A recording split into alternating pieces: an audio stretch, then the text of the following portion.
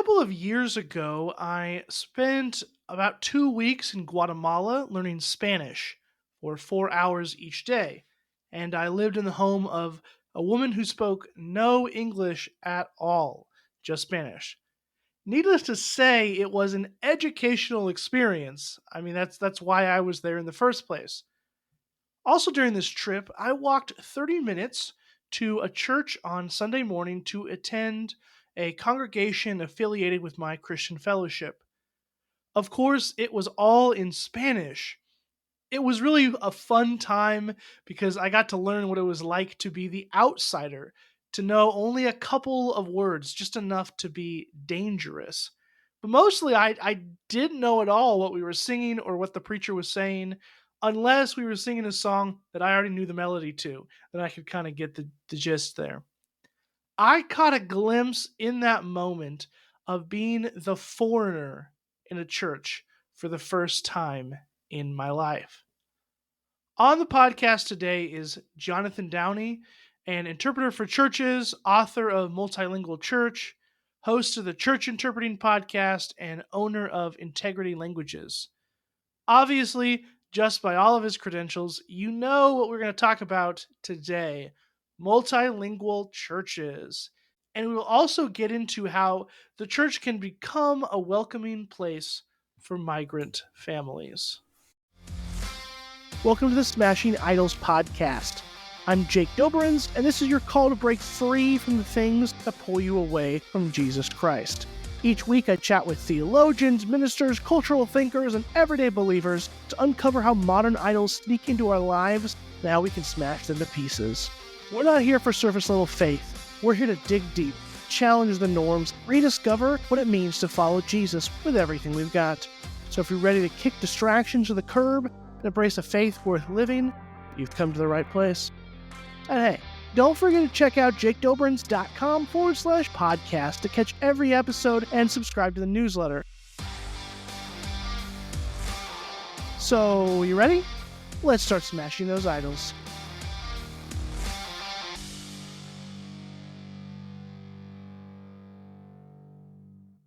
Jonathan, it is so good to have you on the show to talk about what I think is going to be a very fun conversation. Yeah, it's great to be here. It's been part of my life now since I was about 19. Had a similar experience to you, except I had 4 years of undergraduate French before I got launched into France for 7 months, into a church in the north of France, ex-industrial town. And suddenly, 2 days before a European Youth Conference was going to come by, I get tapped on the shoulder and someone said, "Would you like to try and interpret?" And that was how. So I know what it's like to be a foreigner. I had been to Germany before. I know what it's like to be the person who is in some kind of language need. And I think until we understand that, we're not really in a position to make good decisions about how to help others. It's kind of like I tell people that monolinguals making decisions about languages is an awful lot like taking marriage advice from a monk. No matter how good the theory is, the practical experience isn't there. Okay, well, I'm not multilingual by any stretch of the imagination, but you are, and so I appreciate your wisdom, the practical wisdom that you can give us today. And with that, I say we just jump in because I know we got some good stuff to do, and I'm sure you'll have some good fun stories for us as well as we go on. And that's a good place to start because, Jonathan, I want you to tell us about this time you were stuck in a corner. I mean, you were really squeezed in at a church interpreting for a couple of Congolese families. This church seemed primed for instant growth. And then 6 weeks later, after an awkward meeting, these Congolese families were gone. Tell us what happened. So I was in a church of about 12 people, maybe 15 if revival broke out. And it's in a town in the west of Scotland where everyone speaks English, although if you visited there from the US, you probably wouldn't think that because it's the west of Scotland. And suddenly these few families of Congolese refugees who were being processed came to the town and wanted to come to the church. And they just show up one Sunday without any warning. Well, they didn't have any English. 2 people in the church spoke French, and one of whom happened to be a qualified conference interpreter. Well, that's me. And so I end up interpreting for these families. I was doing something called whispered interpreting, which really is what the name suggests. You're whispering into people's ears. Now, anyone who's tried to whisper will tell you there's about a maximum limit of the number of people you can whisper for. Well, to make it even more interesting, the church at the time wasn't in the main sanctuary in the building that we owned. We were in what we called the prayer room, which was already small. You could get 15, maybe 20 people in there if you all squeezed together. So now we've got the 12 people in the church, plus these few Congolese families, and me kind of rammed into a corner trying to whisper it as loud as I dare to these families. Well, anyone who knows missions will know that different cultures have different views of time, and the Congolese families had an African view of time, which is it will happen when it happens. Whereas the church had sent their worship leader and assistant pastor to pick them up in a minibus. Weeks of them not being ready when the minibus arrived and people fretting meant that there had to be a meeting. No one in the church at that point had any experience of anything to do with multi-ethnic church. I was a trained interpreter, but I was trained for the United Nations, the European Union, NATO, places like that. They tend not to deal with theological issues and different perceptions of time in those places. And so I interpret this meeting, which didn't go well because I made the mistake of interpreting the words rather than the meanings. It's a whole discussion to get into. And within 6 weeks, the families were gone, never to be seen again. That was my first experience of language provision failing and failing bad. And something that I've since learned is that when language provision fails, it's almost worse than it ever having been tried at all.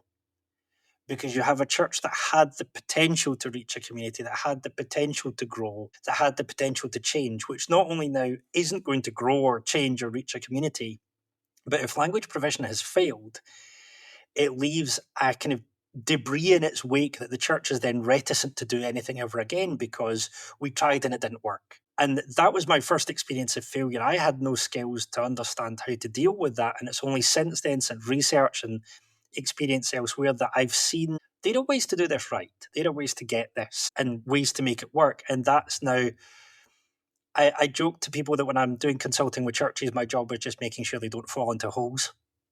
Because I now know where most of the holes are, and I can say, don't do that, try this. Well, thanks for sharing that experience.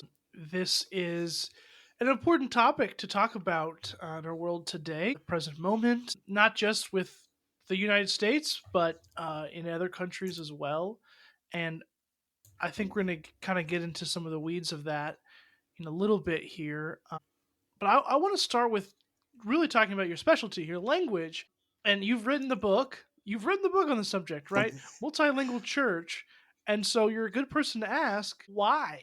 Why should churches strive to be multilingual? Why can't we all just agree to speak and worship in English?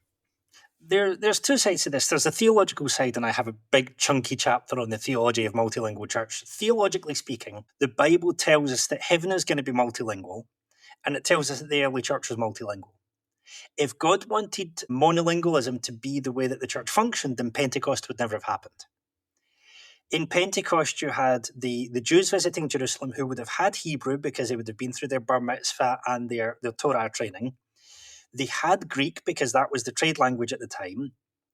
Many of them may even have had Latin because, Roman Empire. So there were languages available that God could have used on Pentecost, and it would have been okay, and people would have understood. And God's like, nah, not going to do that. This is how I'm going to do it. And so this is the Pentecost model. There's a whole lot more to go through from that, and kind of multilingualism is part of the Bible as we know it. But then we get to Revelation, where we see these people from every tribe, nation, and tongue worshipping God together. I preached on that recently. And interestingly, when Jesus says, my house will be a house of prayer for all nations, the scripture he's quoting in Isaiah suggests strongly that that's not, we're going to pray for the nations that are out there. It's all nations praying together. So this is theologically what the church is called to be. If we're in a multilingual community, we should be reflecting that multilingualism because that's who we're called to be. Practically, if we're not doing that, and I'm going to be honest here, if we're not doing that, we are shutting people out of the church. And we cannot say we're here to love and bring to faith whosoever will if we're putting language bars on the door. If we're saying you can only come to our church if you speak English, and we're not doing anything. I mean, if you're in a monolingual community, like if you're in a rural community that's monolingual, this really doesn't say anything to you. But if you're in a big city, and I think it's Chicago has 35% of people in Chicago don't have English as their first language. If your church is not even thinking about this, you have just shut your door to a third of the population of your city. Is that good gospel preaching? And often you're better to ask the question than to give the answer. And to me, the question that you have to ask is, are we preaching the full gospel if we're saying you can only come if you can speak English? Well, on the Smashing Idols podcast, we definitely want to preach the full gospel. It's kind of our thing here. Let's be devoted to Jesus, not get distracted. But we can often get distracted and worship kind of this, the way we're used to doing it, right? The way we're comfortable with doing it.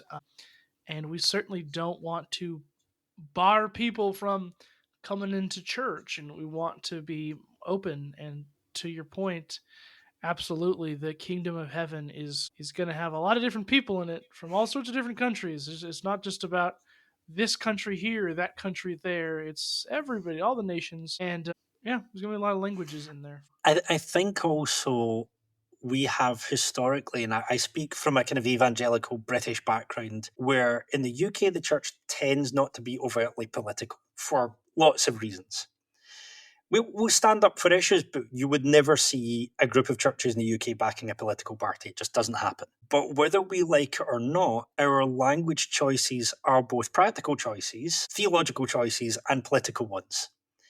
And when it comes to language, those three are so closely intertwined that you can't say we're only doing this because you're always sending out a message of who you are and what your priorities are. And it's what you were saying about, we don't want to get stuck in this is how we've always done it. This is the big challenge. We'll get to this later, but some of the big challenges for multilingual churches are precisely around that. And one of the questions that I've asked to church leaders recently is, can you go to your church, not just your leaders, but the members of the church, and have a serious conversation about what price are we willing to pay? Both financially, because realistically, interpreting is going to have some kind of a cost. We can talk about the various solutions, but also in terms of practices, in terms of allowing your theologies to be challenged, in terms of who gets to preach, in terms of who gets to lead, in terms of asking how your decision making works. There's a lot of prices that you're going to pay, but realistically, it's a choice between paying the price of change versus paying the price of stagnation. And every church gets to choose. Yeah, thank you so much for laying it out like that, being clear with us. That's the choice that we have to decide what we make and what we value. So one of the things I wanted you to talk about on the podcast today is just kind of this beyond just language, because with not beyond languages, you also have the people that speak those languages, and migration is an increasingly talked about subject. It's increasing all over the world, and it's not just a few nations like the United States or the United Kingdom or something that is receiving this. People are moving all over for all sorts of reasons, and they're bringing with them obviously these languages. In other words, the world is becoming more of a melting pot, to use that term. So we have to kind of face that reality that our communities are changing, the languages are changing, the skin tones are in the cultures, everything is changing. So what are some of the challenges, either in practice or theology or both, that churches are facing when it's coming to these kind of growing migrant communities around them? So let's start with theology first, because we started with there before. The biggest theological challenge, and this is actually a language piece that moves into a people piece very quickly, is being willing to decenter both ourselves and our language. So I was reading a book from the UK actually on a multi-ethnic church recently, and the author said, we shouldn't be challenging the dominance of English as the language of the church. And I wanted to say to him, why not? And yes, we should.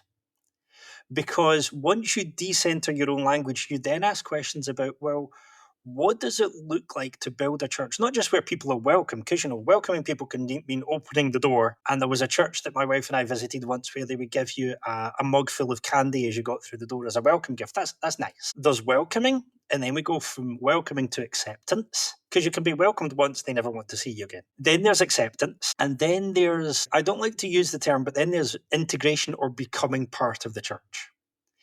And at each of those stages, there are practical decisions to make. Like, how are we going to welcome? One of the exercises that I like churches to go through is to look through the pathway from their first interaction with the church all the way through to their elders or leaders. What does that road look like? And where are there going to be bumps or even walls for people who don't look like you, who don't have your skin tone, who don't speak like you? In some churches, it could even be, in the UK, for instance, it could be common for people to struggle with those problems if they're of a different social class. So if you have a very middle class church and someone comes in from working class and, maybe straight out of work, they've still got oil on their overalls and so on, are there going to be walls that they'll meet as they get closer to the church? Are people going to start saying to them, you can't come to church with oil on your clothes? Well, some people's jobs, that's how they're going to come to church. So the practical thing is to go through that entire process and to go, are there places where we've put walls where we should be putting doors? And then theologically, there's a wonderful pastor in Germany called Pastor Mario Van Schaffer, who I spent time with when I was doing my PhD. And he says in his book, Building an International Church, you cannot build an international church and expect to keep your prior theologies intact. They dealt with Chinese Christians who wanted to practice Chinese traditional medicine. And I can see white Christians going, and was exactly the reaction of his church. And he's like, well, there are biblical ways of dealing with these issues. Let's deal with it biblically. Let's go through the process that Paul recommended, that Jesus recommended. And so those theological things of understanding that something that I believe deeply could be biblical, or it could just be cultural. It could be, the amount of stuff that I realized that I picked up from my church background, which was just, that was a tradition related to that kind of church. Other churches believe something different. Is my theology so dependent on everything being known and understood that it can't take any questions? My dad died when I was 17, and one of his favourite sayings was, if you don't know where the holes are in your theology, it means you have bad theology. And are we willing to listen to others of different backgrounds for their theological perspectives, for their views, even if that means looking at ourselves and going, well, maybe the thing that I thought was biblical actually isn't. And that is a very personal journey, but it's also a theological journey as well, because it then makes us go, where do our theologies come from? And if they're not coming from Scripture, are we willing to have them challenged? I appreciate that. I do think you forgot though that the Bible was written in English in the King James, but yeah, your stuff is good too. No. Don't start me. Don't. One of the interesting. This is a side note, but worth following up for people, is the way that we discuss Bible translation in English is unique to English language Bible translation discussions. If you talk to people translating the Bible in new languages, they don't talk about it like we talk about it in English. And because of that, we have a problem understanding that when you translate, say, from French to English, I'm not going one word at a time. I'm just not. That's not how. And so when we have new people in the church, we think, well, of course they have a word for this and a word for that. Languages don't work like that. It's not that the French people have a word for this and a word for that. They might have a completely different set of concepts. And because of how we're trained to view Bible translation, we don't understand that it's not that there's a set number of concepts in the world and every language has a word for one. No. Every language divides the world up completely differently. And that's as much part of learning a language as anything else. And it's also part of being intercultural, is going, in French, they have one word that covers a living sheep and the meat of a sheep. It's the same word. In English, we have mutton and sheep. It's a tiny, silly example. In French, a river that meets the sea is different to a river that doesn't. We don't care in English. But until I understand that the conceptual map in French is different to the conceptual map in English, I'm going to make some really bad cultural mistakes and put my foot in it. And trust me, yes, I have. That was a good tangent. I like it. No, that's important to remember. I learned that when I was teaching the public school system here in the States, and I had a Spanish translator during the parent-teacher conference, and it was always really interesting. I would say one simple thing, and then she would go off on paragraphs and paragraphs with just high intensity energy, like, okay. and that's how I learned. Things were very different, not one to one. Well, I was interpreting for, I'm not allowed to say who because we're always non disclosure, but I was interpreting for an American preacher once. I used to do quite a lot of remote interpreting for US churches. And the American preacher talked about, I think it was the Clemson Tigers winning a game. I was busy Googling who the Clemson Tigers were while I was interpreting, and I knew I had to tag, I think it's American football they play, I had to tag it as our local American football team. Because there's no way that, I had time. So we have to understand that when I'm interpreting, I'm not always going to give every single analogy that you give, but I will be going, what does this mean for their audience and for my audience, and how do I make those two align as closely as I can?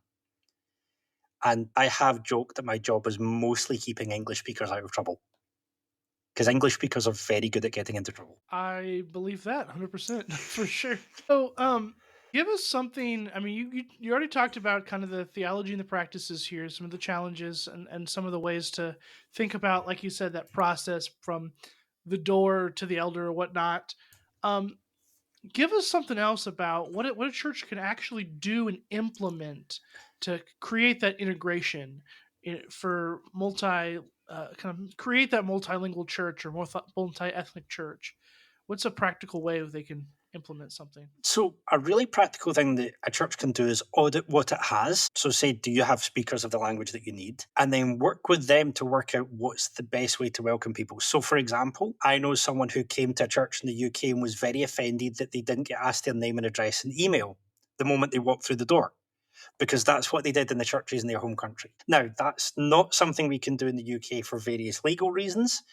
I'm not going to do a lecture on UK data protection laws, but understanding that that's something someone might expect is really important if we're going to welcome people. Also, something practical that churches can do is if they're in a community where a lot of languages are spoken, as a professional, I'm going to say this begrudgingly, but it does work, encourage people to have a good speech translation app on their phone, especially if they're on the welcome team. That initial attempt to say something, having welcome in lots of languages on the door, that initial attempt to engage in some way is really important. But also, the way that we welcome people from different cultures is the way that we welcome people from any culture. Take an interest, bring people a hot drink, be kind to people, notice their kids. How would you like to be welcomed?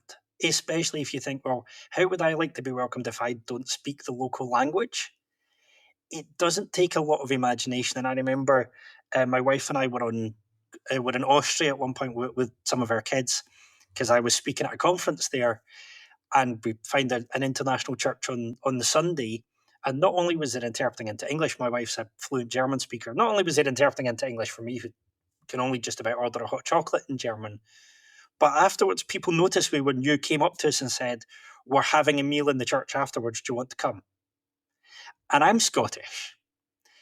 I like free stuff and I also like food. We don't have to have that much of an imagination to go, or what would we like people to do? But certainly having people on welcome who, if they notice someone is struggling, have a means of helping them. Chatting to people in the church who are already from that culture to check what's relevant and what isn't. Certain cultures are quite happy with someone just coming up and introducing themselves. Others, being culturally aware is really important. But the main thing is just be kind to people. That does a lot of the job for you. Yeah, when I was in that church in Guatemala that I mentioned, it was like Guatemalan Mother's Day or something, and they had cake after church. I was like, "Oh, this is awesome! I got cake." That's the universal language is sweets. But anyway, Cake and pastry. uh-huh. Yes. But I think this is the thing, is that we forget that the New Testament church, the Bible says they spent the time in each other's houses and they shared meals together. I have wondered aloud a lot recently whether the Western church as a whole has lost the art of sharing meals together. We might do it as a special occasion. But the early church, it seems like people were so often in people's houses that Paul had to warn them not to kind of just slobber around and just catch food off everyone's families. Paul had to say, make sure people aren't taking advantage and make sure the rich aren't sitting down first and helping themselves. If he's having to give them instructions for this, it tells you that it wasn't just something they did once a year. This was Paul having to go, okay, guys, you've been really enthusiastic, but let's make this work. Imagine our churches being so good at sharing food with people that we have to get a warning not to let people take advantage. Like, come on, that sounds like church to me. Absolutely. You know, to spoil all pretty much all the episodes of Smashing Idols that we've had so far, all the guests I've had on the show, although I still think you should listen to them, everybody. One of the themes that pops up a lot is that theme of humility that you were talking Mhm. about. Just, hey, what if we just treat people nicely and have some theological humility about, or just some humility about our culture, our beliefs, whatever, and try to embrace somebody else in their own terms? Like, that simple, good old classic core of Christianity kind of stuff comes up again and again because it is really important, especially when we're talking about metaphorical idols like we talk about on this show. People have their kind of pet things, and that's where we can get in trouble, right? We just get in trouble too easily. It's not, nobody's saying it's bad to speak English, but if that becomes, this is the only way we can do it and I won't budge, okay, now we have a problem. So Mhm. I really appreciate all the different points that you're bringing up for sure. And I think, as much as anything else, one of the shocking revelations that I had looking through the research when I was writing Multilingual Church, as I was finishing the first draft, and anyone who's written a book for a traditional publisher will know that ending the first draft is like a landmark. There's usually a deadline that's a little bit tighter than you want it to be, especially like the 3 days before you're about to submit. About 4 or 5 days before I was due to submit, I came across an article.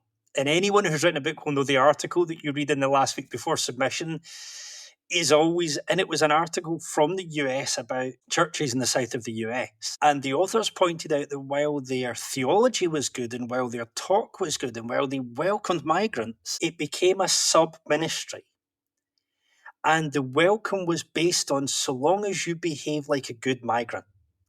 They would echo the politics of a good migrant is someone who abandons as much of their background as possible when coming to the US. And I read this and I was like, I have to put this in the book, but I'm going to get in serious trouble. My publisher is going to like give US publisher, But it made me realize that when we see this as a ministry, like youth ministry, old people's ministry, car ministry, whatever, when we see it as a ministry, it becomes the prisoner of budgets, of priorities, of time. It becomes something that we can drop if we don't think the budget's there anymore. And it becomes something that fights with every other ministry for resources. Here's the thing. Multilingual church isn't a ministry that's separate on its own. It's an identity that shapes every other ministry.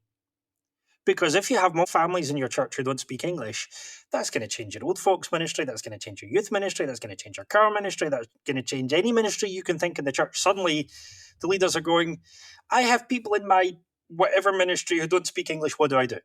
If you set it aside as a migrant ministry, you've just said that's not your problem. Well, actually, and the revelation that I've had reading the research and talking to churches is, and also interpreting on occasions where things have gone wrong, is we have to drop this idol of it's something we do for these poor migrants. That's an idol. That's we're the rich people who can bestow wonderfulness on everyone else. Actually, as Pastor Mario puts it, the right way to see them is without them, we cannot be who God's called us to be. He says he calls them internationals. He says, without the internationals, we can't reach the vision that God's given us. Now, if we go without them, we can't be who God's called us to be, then language provision isn't their problem, it's ours. It's no longer a ministry, it's the heart of the church. You get that bit right, and it's hard to get that bit right, admittedly. You get that bit right, and you almost don't need me to come in with the practical solutions because you'll find them, or at least you'll call me and say, where do we get an interpreting booth? As a call I got recently is people are complaining the interpreting's too loud. How do we sort that out? But most of the hard work is going from this is a nice little ministry that we do for these poor refugees to this is the heart of the church. And that's the biggest challenge. It's the biggest idol to smash because once you start doing that, you ask all sorts of really awkward questions, and maybe you do need a consultant to go, right, okay, let's take these one at a time. But you'll get there. And you'll get there quick. And for me, where I want churches to be is them going, this is who we want to be. How do we get there? And when we start asking that question, we're going in the right direction. Amen to all of that good stuff. I definitely think that's very important to remember that identity, to start with that identity and kind of work from there. This is the church we want to be. Let's figure this out if we want to be that. We've talked in several episodes before. We had Luke Dockery on to talk about that segmentation problem, usually with youth, how we always push the youth over here and that kind of thing. And he talks about putting them into the full church life. And yeah, it's the same with these kind of different language based ministries and things like that. Don't just push them over here, bring them into the life of the church, make it a part of everything. Consider that. So I think that is a really good reminder. And truly, our call to go to all the nations, sometimes it can be easy as turn to our local communities because the nations have come here in some respects, and we cannot forget that many times we have ministry opportunities here and they might not look like us, sound like us, be like us, but they are here, and we are called to show the love of Jesus to them as well. Well, Jonathan, we are at the point in time where you can kind of talk about your plugs and links and stuff. And then afterward, we'll leave people with that just golden nugget of wisdom, whatever you want to offer us and challenge us and make us uncomfortable about. Okay, so the number one thing I want people to do is to go out and buy the book Multilingual Church. It's in all good bookshops and probably lots of bad ones as well. Published by William Carey Publishing. Please go get a hold of it. It is all of my interpreting wisdom and all of my church interpreting wisdom and all the multilingual church wisdom I could find put in one book in an understandable way. The first half of it is stories kind of pulled out and explained. There's also the brand new Multilingual Church YouTube channel. Mostly at the moment it's short, but there's a 30-minute video there. If your church is looking at going multilingual, I have all the tools in a 30-minute video. I go through all of them, all their pros and cons. You'll find out why Google Translate isn't the answer to everything. If you would like me to interpret in your church, or even if you need a conference interpreter, the Integrity Language, you can look me up on integritylanguages.com. I also offer consulting for churches there. I have set consulting packages. If there's some change you really want to do, or you want to work out what changes you should be doing, integritylanguages.co.uk, drop me an email and I'll be in touch. And finally, I love saying and finally, if you want all of the free resources that I can find and that I can pull together in one place for both the leaders of the church, the interpreters, and anyone who wants to work in making multilingual church better, it is a website called churchinterpreting.com. You'll also find the details of the Church Interpreting podcast, which is Spotify, Apple, everywhere. All the details of the Church Interpreting podcast are on churchinterpreting.com as well. But churchinterpreting.com is a clearinghouse for all the best free resources that I could make or find. It's a great starting point. You can contact me through there as well. And I'm sure you'll find my social media feed somewhere. If you Google me, I've got one of those little sidebars now. So you can Google me as well if you want to find me online. I have too many social media feeds to put in one place. But Multilingual Church, the book, the YouTube channel, integritylanguages.co.uk, and catch churchinterpreting.com, where you'll also find the Church Interpreting podcast. Awesome. And those will all be in the show notes on whatever podcast player you're on, or on the notes page if you go to the Substack, jakedoberenz.substack.com. All that fun stuff. Definitely recommend people go check that out if they're interested. And if they're not interested, you should still check it out and become interested. So there you go. Well, we've reached that point here. Here's our last question for you. As we close, leave the audience with just one practical action they can do this week to live out their faith fully for Jesus. I'm going to say something really controversial. I think most Christians would grow in discipleship if we practiced the discipline of learning another language. Learning another language has been proven to make you more empathetic, more sympathetic, and actually help you be kinder, which is really strange. But if we want to live our lives out fully for Jesus, there are few things that make you more humble than having to learn a new language and go, I'm going to stammer over my words. Yes, native English speakers can learn other languages, not with Duolingo, that's not great. But look for apps that you're finding that are getting you somewhere, apps that have entire phrases. But spend the time as part of your discipleship to put yourself in the position of the person who's struggling and who needs help. Your community around you will thank you for trying. I'm not saying you need to go out and become an interpreter, although we need more of them, but we should see it as part of our discipleship of putting ourselves in the place of the learner. And trust me, you try to learn any language, you'll be in the place of the learner for longer than you think you will. And you will pick stuff up and you'll learn stuff about yourself. Let's imagine it as the eighth spiritual discipline. Maybe I'll email Richard Rohr and ask him to add it to the next edition of spiritual disciplines. But most of the disciples were multilingual, as far as we can tell. Multilingualism is perfectly biblical. Go and put yourselves in the shoes of a learner. Grab your books, find the class, give it a go, and see what happens. Language is tough for me. It is hard for me to learn new languages, but I still like that advice, and I think it's a good one. And honestly, that makes a lot of sense. I don't know if Richard Rohr will agree or not, so it's up to him. But I like it. I like it. I'm down with that for sure. And I will say to look up if you're trying to learn a language. Immersing yourself in the language is often more effective than trying to learn phrases. And there are experts online. If you look up the polyglots online, they have a lot of really good advice, because a lot of the way that we're taught languages, and I say this myself as someone who's tried to learn them, doesn't really help, for example, for anyone who's dyslexic or anyone who's got certain neurodiversity going on. So find a way that works for you. Learn it through something that you're already interested in. I wouldn't recommend learning French by reading French Bible translations, but find something that you're interested in and learn the language in that area, and you'll be amazed how quickly you pick things up. But French Bible translations are quite hard. I say that from Keep that in experience. mind. Yeah. Good to know. Good to know. Well, awesome. Well, one of the ways we end the show is giving everybody a sharing challenge, just a reminder of who they should share the episode with. So today's an easy one. I'm going to say, if you're listening to this episode, go ahead and share it with somebody that speaks a different language than you. I mean, I guess they should also know some English, but still, find a multilingual friend, become their best friend, and share this with them. There is a transcript for the show on the Substack, so I don't know. We could have translations in the future. Who knows? Who knows? I don't know if I'm that cool to get the Mandarin translation out there or something. We can dream though. We can dream. But And also share it with your pastor and church leaders, absolutely. because my awareness is that often it's not that people tend to make decisions because they don't know better. And saying to them, look, there is a way that we can reach our community. Here's this Scottish guy who speaks too quickly, but here's some stuff from him. Share it with your pastor and church leaders, and especially people who are discouraged that they've tried to reach people who speak different languages and that hasn't worked. There are ways we can fix that. Excellent.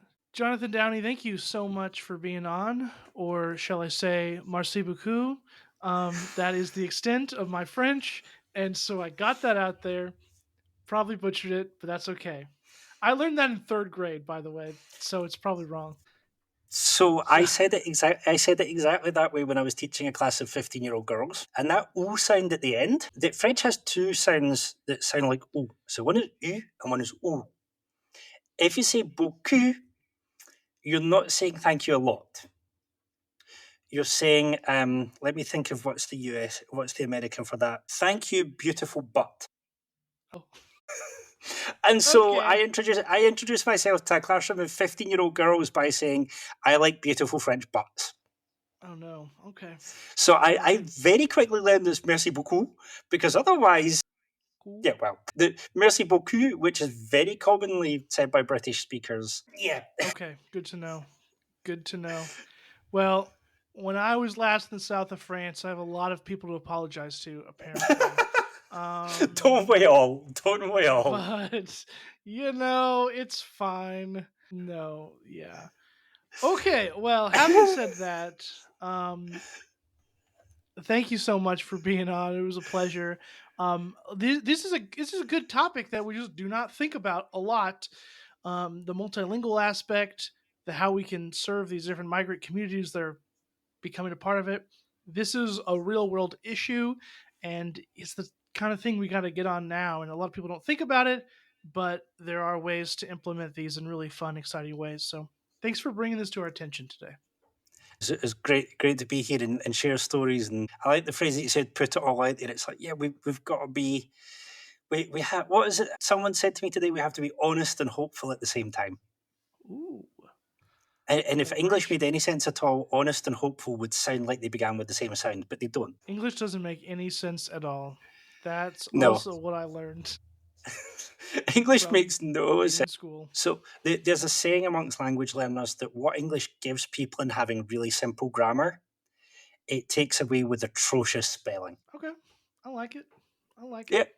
it works. Well, awesome. I'll go learn another language, though. Maybe. I'll put that on my to-do list. We'll work on that.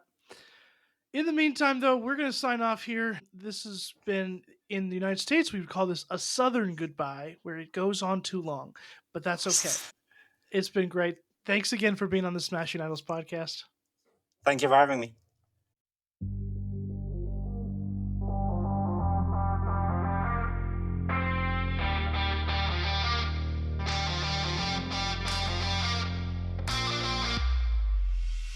Thank you so much for listening today to Smashing Idols. To learn more about the show and me, Jake Doberenz, head over to jakedoberenz.com and be sure to check us out on Substack. That's jakedoberenz.substack.com. There you can subscribe to this podcast, which comes out every Tuesday morning, and you can subscribe to the newsletter, also called Smashing Idols, which comes out on Friday morning, where I dive into these subjects in a short essay. You can follow me on Twitter and Threads and Instagram and all the places at Jake Doberenz. I'd love to continue the conversation there. All right, everybody, grab those hammers, get to smashing those idols.